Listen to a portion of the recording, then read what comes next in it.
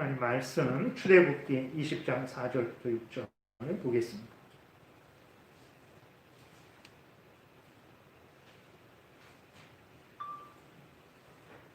출애굽기 20장 6절 지난주 말씀 이계명 오늘 두 번째 부분입니다. 교독하겠습니다.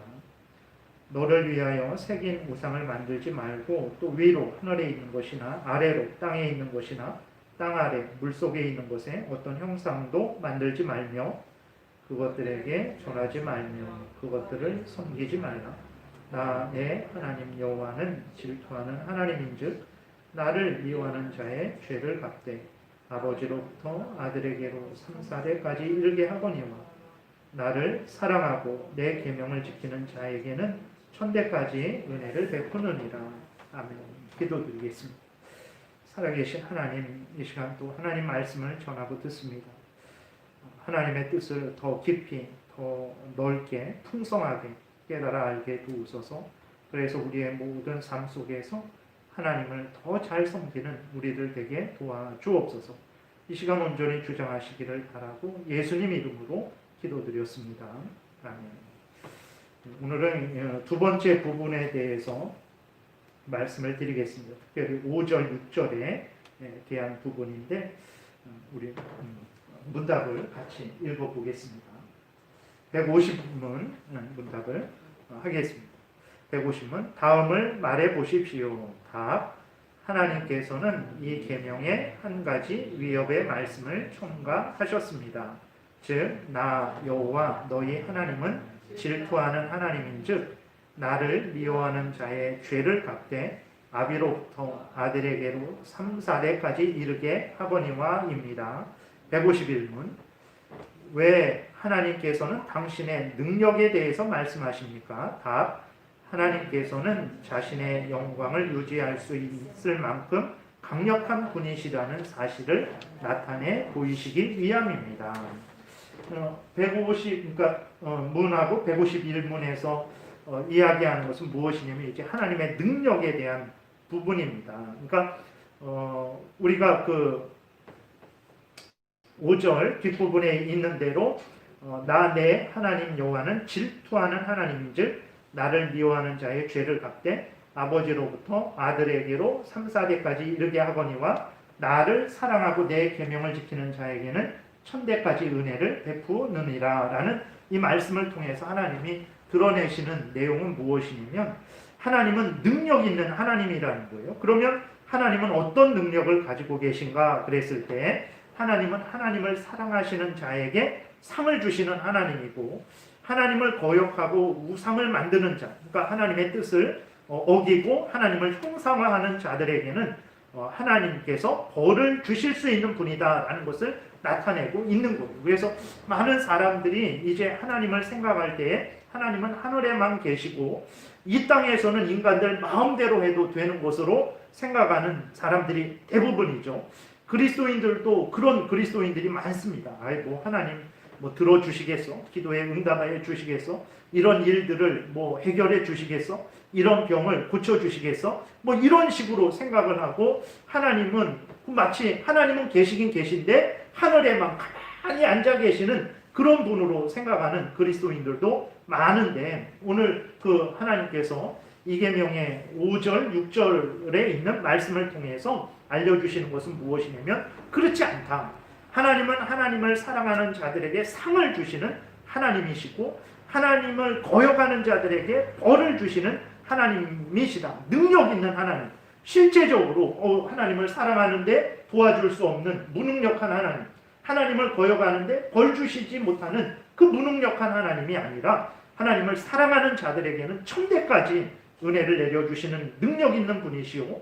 하나님을 거역하는 자들에게는 3-4대까지 그 벌을 내려주시는 능력 있는 하나님이라는 것을 드러내고 있다라는 거예요. 그래서 이 본문을 통해서 5절, 6절을 통해서 하나님의 뜻을 행하는 사람들을 위로하는 거죠. 그래서 하나님의 뜻을 잘 행하면 너희들이 복을 받을 것이다.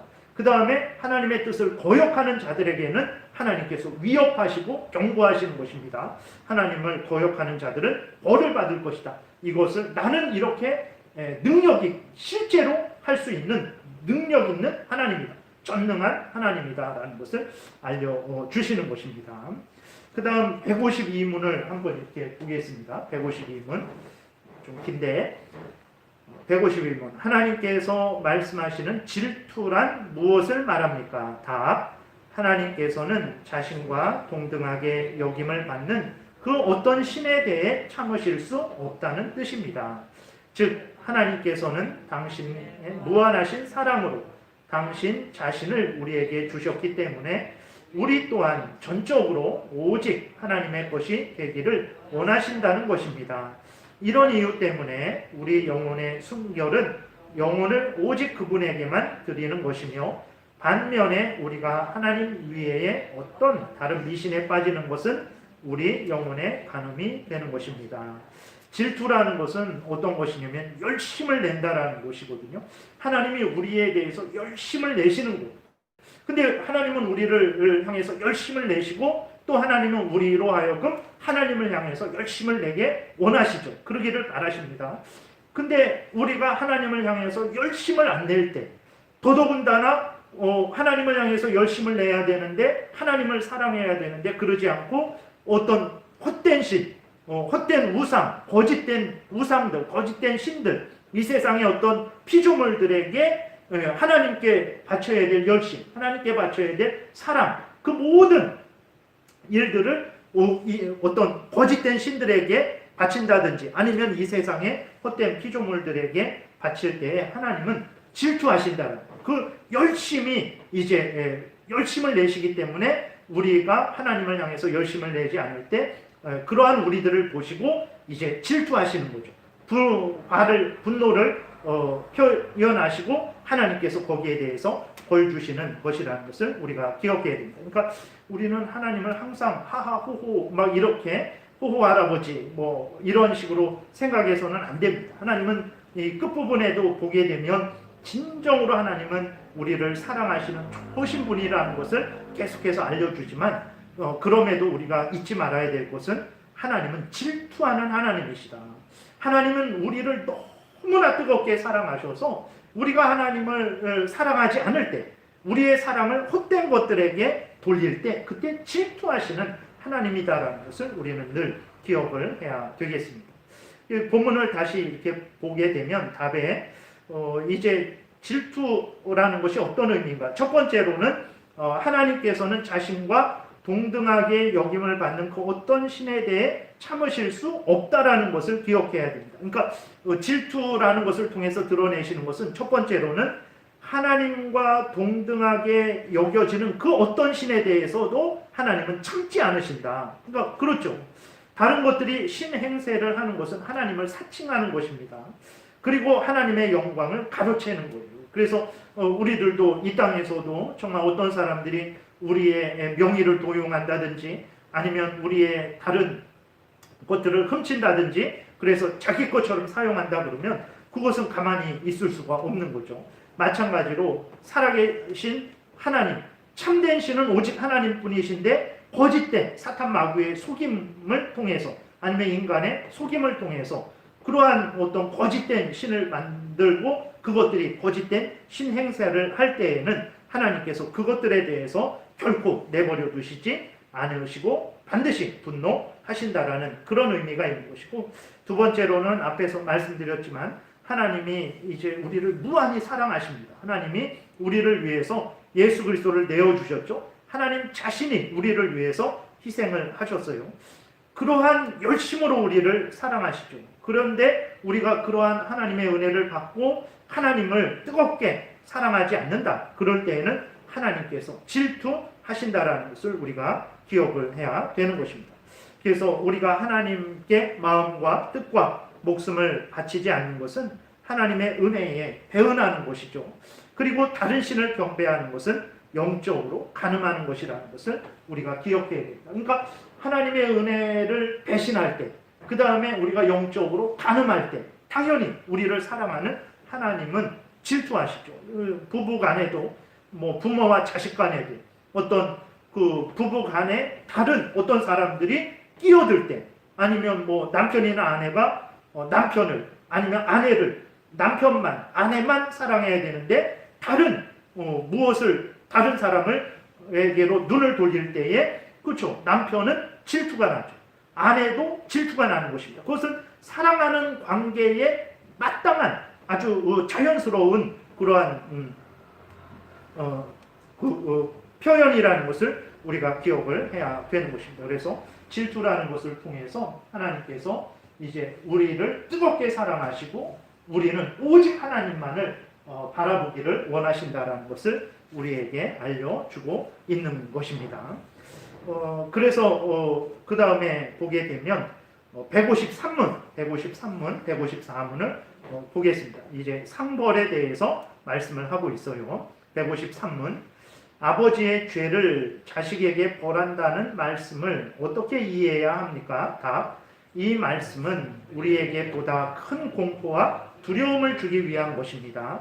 그래서 하나님께서는 단지 당신 자신에게 죄를 범하는 사람들만을 보고 가시리라고 말씀하지 아니하시고 이들 이후에 오는 아들의 자손이 저주를 받으리라고 말씀하신 것입니다. 무섭죠? 하나님은 진짜 위협하신 거예요. 정말 위협하신 것입니다. 큰 공포와 두려움을 주기 위해서 그 5절, 6절에 있는 말씀을 하셨다라는 거예요. 나를 사랑하지 않는 자들에게는 3, 4대까지 내가 벌 주겠다. 이거는 진짜로 위협을 하시는 거예요. 그래서 왜 위협을 하십니까? 범죄하지 못하도록. 불신자들로 하여금 돌이키도록. 그 이미 하나님의 자녀된 자들은 더욱 하나님을 사랑하도록 하나님께서 위협을 하시는 거예요. 그래서 하나님은 우리를 인도하실 때에 좋게 사랑스럽게 부드럽게 좋은 말로 칭찬하는 말로만 인도하시지 않습니다. 하나님은 범죄했을 때 이런 벌을 받을 것이다 라는 것을 경고하시고 알려주셔서 우리로 하여금 이제 부드러운 말을 통해서 하나님을 섬기게도 하시지만 그러한 범죄했을 때 무서운 형벌이 있다라는 것을 깨달아 알게 하셔서 우리로 하여금 또 하나님을 잘 섬기게도 하신다라는 것을 기억해야 됩니다. 그러니까 오늘날에는 하나님은 이제 양극단으로 치우치지 않도록 하나님을 믿고 섬길 때 우리가 주의해야 돼요. 그래서 어떤 사람들을 보면 하나님은 그냥 무조건 그냥 범죄하고 잘못하고 막 그래도 무조건 용서하는 하나님으로만 이렇게 알려주는 경우도 있고, 또 어떤 경우는 너무 무서운 하나님, 아무리 잘해도 그것밖에 못하냐라고 그냥 이렇게 질책하시고 도저히 하나님을 만족시킬 수 없는 그런 무서운 하나님으로만 이렇게 알려주는데, 그러면 안 됩니다. 성경에 이렇게 나오는 것처럼 오늘 본문에서처럼 하나님을 사랑하는 자들에게는 또 상 주시고 또 하나님을 미워하는 자들에게는 벌 주시는 이렇게 그런 하나님에 대해서 균형되게 우리가 성경에서 알려주는 대로 믿고 따라야 되는 거예요. 그래야 올바른 신앙을 이제 가지게 되는 것이죠. 154문 보겠습니다. 그러면 남 때문에 사람을 죄인으로 처벌한다라는 것은 하나님의 공의에 어긋나는 것이 아닙니까? 답. 만일 우리가 인류의 형편이 어떠한 것인가를 생각한다면 이 문제는 해결이 될 것입니다. 즉 우리는 모든 본성적으로 저주를 받은 존재이기 때문에 설사 하나님께서 우리를 현 상태대로 그냥 내버려 두신다 하더라도 우리는 하나님께 대해 아무런 불평을 할 수 없습니다. 따라서 하나님께서 당신의 종들의 자녀들을 축복하실 때 이것은 하나님께서 당신의 종들에 대해 은혜와 사랑을 나타내 보여주신다는 것을 말해주는 것이며, 반면 이와 같이 하나님께서 악인의 자녀들을 저주 가운데 내버려 두실 때 이것은 악인들에 대해 하나님의 징벌의 표시가 되는 것입니다.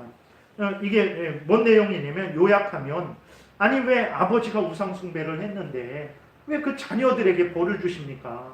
아니 하나님은 죄를 짓지도 않은 자에게 벌을 주시는 것입니까? 그러면 하나님은 공평하지 않은 하나님이 아닙니까? 하나님은 불의한 하나님이 아닙니까? 라고 이렇게 질문을 하는 거예요.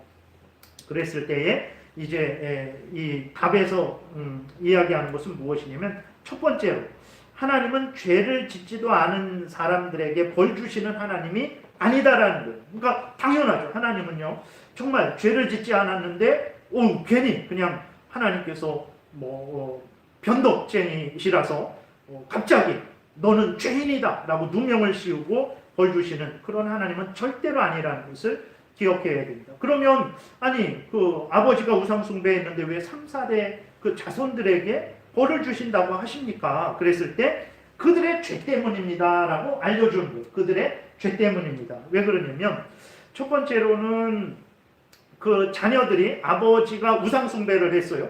예를 들어서 우상을 만들어서 선앙당에 가서 거기에서 빌었어요. 근데 아들은 그 선앙당에 가자 그랬는데 아버지가 가자 그랬는데 따라가지 않았어요. 근데 그럼 아들은 우상 숭배하지 않은 거잖아요. 근데 우상 숭배하지는 않았지만 인간은 어떤 인간입니까? 죄로 오염되고 부패된 인간들이에요. 내가 우상 숭배를 하지는 않았지만 내가 하나님 앞에서 죄를 회개하고 예수 그리스도의 보혈로 깨끗하게 정결함을 받지 않는다면 나는 죄인입니다. 그러니까 우상 숭배는 하지 않았지만 온갖 탐욕으로 온갖 거짓말하고 도둑질하고 정말 남을 때리고 미워하고 시기하고 모함하고 이런 모든 죄들은 다 같이 한 거예요. 그러니까 하나님이 그 우상 숭배하는 자의 자녀들에 대해서도 벌 주겠다라고 하셨을 때 그들이 무죄한데 그들이 순결한데 그들이 의로운데도 벌 주신다라는 게 아니고 그러한 자기 자녀들, 그 우상 숭배한 자녀들의 죄에 대해서 하나님께서 벌 주신다라는 그런 의미라는 것을 기억해야 되겠고, 또 이 말씀을 통해서 이제 알려주는 것은 무엇이냐면 대개 우상 숭배하는 자들의 자녀들이 벌을 받게 됩니다. 왜 그러냐면 매일 보고 자란 게 아버지가 우상 숭배합니다. 온갖 탐욕과 쾌락과 거짓과 그러한 이 세속에 물들어서 그 세속적으로 살아가는 것만 보고 자란 거예요. 그러니까 그 자녀들도 그렇게 행합니다. 그렇게 행하는 거예요. 그렇게 되니까 우상 숭배하는 자의 자녀들도 그 우상 숭배, 그 죄된 생활 속에서 벗어나질 못해요. 그렇게 되니까 하나님께 벌을 받는 거예요. 근데 반대로 하나님을 잘 믿고 섬기게 되잖아요. 그러면 그 사람도 복을 받고 그들의 자녀도 복을 받습니다. 왜 그러냐면 항상 어렵고 힘들어도 하나님을 경외하고 하나님을 의지하고 하나님의 말씀을 따라서 살아가고 가정생활이나 직장생활이나 교회에 있을 때나 다른 데 있을 때나 항상 하나님의 뜻을 따라 살아가는 것을 보고 자란 자녀들은 그들도 그렇게 어느 곳에서 무엇을 하든지 하나님을 경외하고 하나님의 뜻을 따라 살아가게 되죠. 그래서 정말 그래요. 하나님을 잘 믿는 자녀들을 보게 되면 또 역시 하나님을 잘 믿어요. 그래서 그들은 아버지도 복을 받고 그 후손들도 복을 받아요. 근데 하나님을 잘 믿지 않는 자들을 보게 되면 대부분 꼭 반드시 그런 거는 아니지만 역시 하나님을 잘 믿고 섬기지 않는 경우가 많죠. 그렇기 때문에 그 자녀들이 벌을 받게 되는 것입니다. 그래서 이 말씀은 우리가 오해하면 이건 죄를 짓지도 않고 순결하고 무죄한 의인인데 하나님이 괜히 누명을 씌워서 아버지의 죄를 그냥 그들에게 다 내리시고 벌 주시는 그런 것으로 생각할 수 있는데 그런 의미가 아니라는 것을 우리가 기억을 해야 되는 것입니다. 155문, 156문에서 좀 더 그것을 살펴보겠습니다. 155문에 보게 되면 하나님께서는 계속해서 어떤 말씀을 하셨습니까? 답. 하나님께서는 우리를 부드럽게 격려해 주시기 위해서 당신을 사랑하며 당신의 계명을 지키는 자들에게 천대까지 은혜를 베푸신다고 말씀하셨습니다. 156문까지 같이 보겠습니다. 이 말은 어느 한 성도의 복종이 그의 모든 자손을 구원할 것이라는 뜻입니까? 비록 그의 자손이 악한 자인데도 말입니다. 답. 그렇지 않습니다. 이 말씀은 하나님께서 성도들을 사랑하시기 때문에 성도들에 대한 자신의 인자하심을 확대시켜 그들의 자손에게까지도 당신의 은혜로우신 분으로 깨닫도록 해주시겠다라는 것입니다. 즉 하나님께서는 성도들의 자손들을 육신적인 것을 따라서만 번영케 하는 것이 아니고 성령의 인도를 통해서 자손을 거룩하게 하며 당신의 뜻에 복종하도록 만들어 주시겠다는 것입니다. 이것도 그냥 요약을 하면 이제 하나님 앞에서 말씀드린 것과 같은 것입니다. 하나님을 잘 믿는 사람들에게 하나님이 이제 그 6절에서 천대까지 은혜를 주시겠다 그랬어요. 나를 사랑하고 내 계명을 지키는 자에게는 천대까지 은혜를 베푸느니라 라고 이렇게 말씀을 하셨어요. 그러면 하나님을 잘 믿는데 그 자녀가 악인이, 자녀가 하나님께 범죄합니다. 그런 경우가 있죠. 그 엘리 제사장의 그 자녀들은 악인이라 그랬어요. 하나님을 거역하고 하나님의 그 모든 그 성막에서 행하는 제사를 자기들의 탐욕을 채우는 수단으로 이용한 악인들이죠.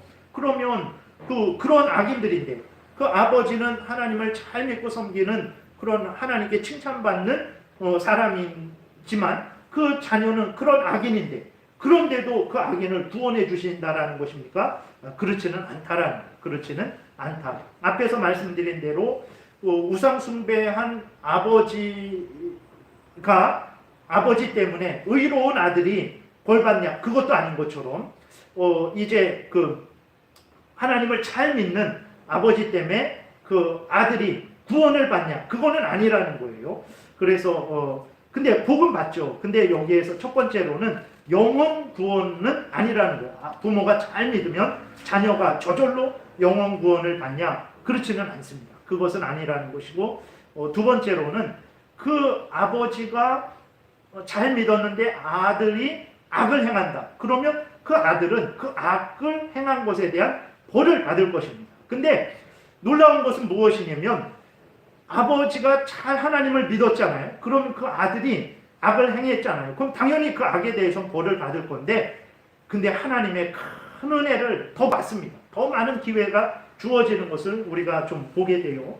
역대하 21장에 보게 되면 여호람 왕이 있어요. 여호람 왕은 악한 왕입니다. 온갖 악을 저질렀어요.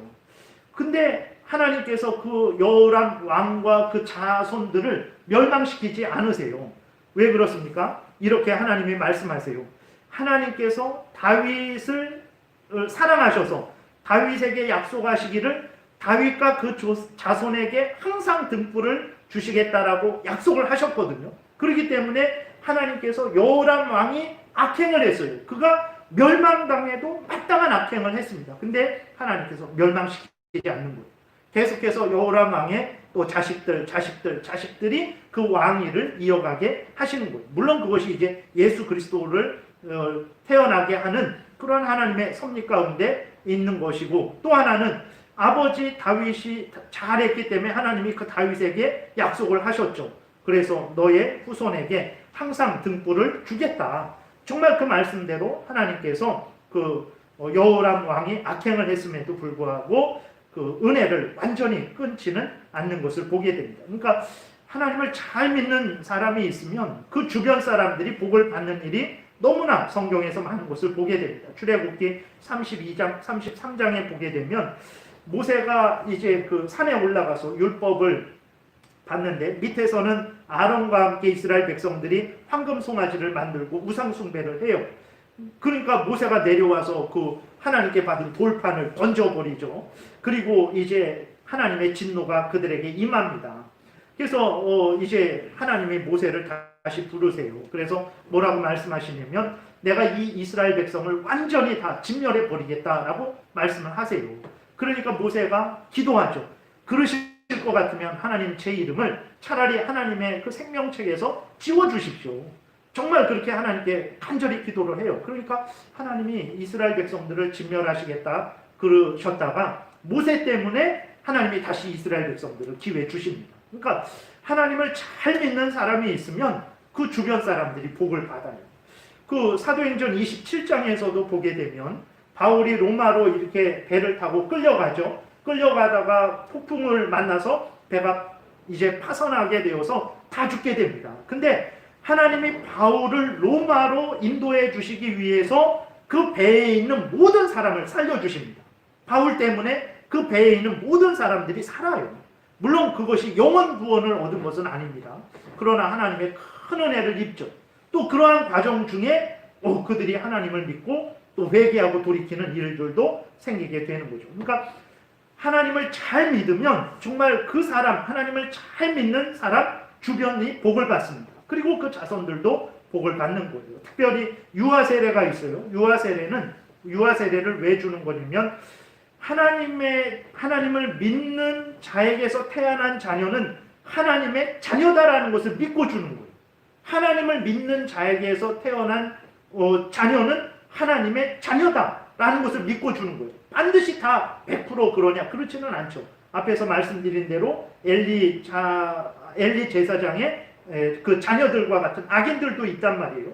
근데 대부분은 하나님을 믿는 자에게서 태어난 자를 하나님이 구원해 주신 자다라고 믿기 때문에 유아 세례를 주는 것이거든요. 이만큼 하나님을 믿는 자들의 자녀가 복을 받는 것은 이 정도의 은혜까지 복을 받는다라는 것을 우리가 기억해야 됩니다. 그래서 1000대까지 하나 둘 셋 넷 다 이렇게 하면서 정말 1000대 그 다음 1001대부터는 이제 은혜 끝 이런 게 아니고 하나님이 주시는 은혜가 이렇게 크고 깊고 넓고 높다라는 것을 이제 알려주고 있는 것입니다. 그래서 하나님을 잘 믿으세요. 하나님을 잘 믿으면 나만 복 받는 게 아니라 우리 가정, 또 내가 하나님을 잘 믿는 사람이 우리 기업에 있다면 그 기업이, 그 하나님을 잘 믿는 사람들이 이 나라에 있다면 이 나라가 복을 받는다라는 것을 우리가 기억을 해야 되겠습니다.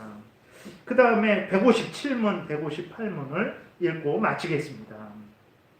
그러나 이것은 영구적인 것이라고 말씀하시는 것이 아닌 것이지요. 답, 그렇습니다. 주님께서는 악인의 자녀들에게도 긍휼을 베푸실 자유를 가지고 계시기 때문입니다. 또한 하나님께서는 성도들의 자녀들 가운데에서도 당신께서 기뻐하시는 자들을 선택하시거나 버리실 수 있는 권세를 가지고 계시기 때문입니다. 그렇지만 하나님께서 이렇게 자유롭게 행하시는 것은 우리가 그분의 약속이 결코 공허하거나 무효하게 되는 것이 아니라는 사실을 깨달을 수 있는 정도 내에서 행하시는 것입니다. 그러니까 반드시 아버지가 잘했으니까 반드시 그 자녀도 반드시 복을 받고 반드시 잘 된다. 그런 것은 아닙니다. 하나님이 의인의 자녀인데도 힘들고 어렵고 고난을 당하게 하시기도 하시고 의인의 자녀인데도 불택자가 있는 경우도 있어요. 악인의 자녀인데도 그 자녀가 복을 받는 경우가 있습니다. 악인의 자녀인데 하나님을 믿지 않는 불신자의 자녀인데도 하나님의 은혜로 말미암아 구원 얻는 그러한 경우도 있죠. 그러니까 거기에서 말하는 것은 그게 기계적인 것처럼 이렇게 톱니바퀴 돌아가듯이 딱딱딱딱 이런 것이 아니라 그러한 모든 것들은 하나님의 주권에 의해서 되어진다라는 것을 우리에게 알려주는데, 그렇다고 이게 하나님이 변덕쟁이처럼 막 이렇게 변덕을 부리셔갖고 우리가 이거는 도저히 예측할 수 없는 그러한 차원이냐, 그렇지는 않다라는 거예요. 하나님이 이 성경에서 알려주신 범위 내에서 하나님의 주권을 행사해 주셔갖고 우리로 하여금 이 범위 내에서 얼마든지 그것을 예측하고 또 기대할 수 있도록 그 안에서 행해신다라는 것을 알려주고 있습니다. 158문,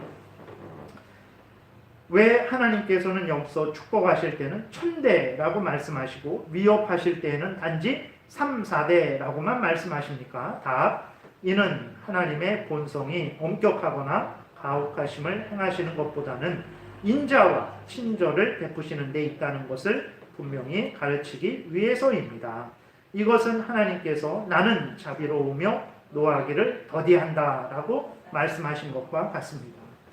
하나님은 참 이렇게 은혜로우신 분입니다. 그래서 하나님은 은혜로우신 분이다라는 거예요. 좋으신 분이다라는 거예요. 진노 중에도 긍휼을 잊지 않으세요. 사실 우리 같으면 진노 중에 무슨 긍휼입니까? 원수에게 안갚음할 기회가 주어지면 우리가 무슨 그 사람을 배려하고 그 사람에게 또 적당하게 안갚음을 합니까? 인간들은 그러지 않죠. 기회다 싶으면 온갖 힘을 다해서 보복을 하죠. 그러나 하나님은 그렇지 않습니다. 하나님은 진노 중에도 긍휼을 베풀어 주세요. 그래서 이스라엘 백성들을 향해서 하나님이 내가 이제는 너희들을 멸망시키겠다. 이게 거짓말 같아요. 멸망시키겠다 그래놓고 멸망시키지 않고, 멸망시키겠다 그래놓고 멸망시키지 않고, 멸망시키겠다 그래놓고 이렇게 하면 살 것이다. 매번 이런 식이란 말이에요. 그래서 그 하나님이 이게 자꾸 거짓말 하시는 건가? 이랬다 저랬다 하시는 건가? 그게 아니고 하나님은 진실로 자비로우시고 노하기를 더디하시는 분이기 때문에 우리에게 또 기회를 주시고 또 기회를 주시고 또 기회를 주시고 우리로 돌이키게 하시려고 하나님께서 계속 그렇게 하시는 거죠. 그래서 참 하나님은 공의로우셔서 정말 그 불의에 대해서는 반드시 형벌하시지만 정말 우리를 사랑하셔서 이렇게 한없는 기회를 정말 지금 당장 지옥에 떨어져야 되는데 연기시키시고 하나님께서 기회를 또 주시고 또 악행을 했을 때 이제는 너희들 끝이다라고 말씀하셔놓고 다시 하나님이 또 기회를 주시고 그러는 하나님 중에서 하나님은 정말 이렇게 상 주실 때에는 1000대까지 위협하실 때에는 3, 4대까지라고 말씀하신 것을 통해서 하나님이 그렇게 은혜로우신 분이요 좋으신 분이라는 것을 우리에게 알려주고 있는 것입니다. 그래서 여기까지 해서 이 계명은 여기까지 마무리하겠습니다. 기도드리겠습니다. 살아계신 하나님 감사합니다. 오늘도 은혜를 내려주셔서 감사합니다. 하나님 참 이렇게 짧은 하나님의 말씀인데 참으로 거기에 많은 하나님의 뜻이 담겨 있고 우리에게 알려주시고자 하는 많은 내용이 있는 것을 깨달아 알게 됩니다. 하나님께서 알려주시는 대로 우리가 잘 깨달아 알게 도우시고 알려주신 대로 믿고 따르게 도우소서. 우리 자신이 복을 받고 우리 가정이 복을 받고 우리가 있는 기업이 복을 받고 우리가 있는 나라가 복을 받게 될 줄 믿습니다. 예수 그리스도의 이름으로 기도드렸습니다. 아멘.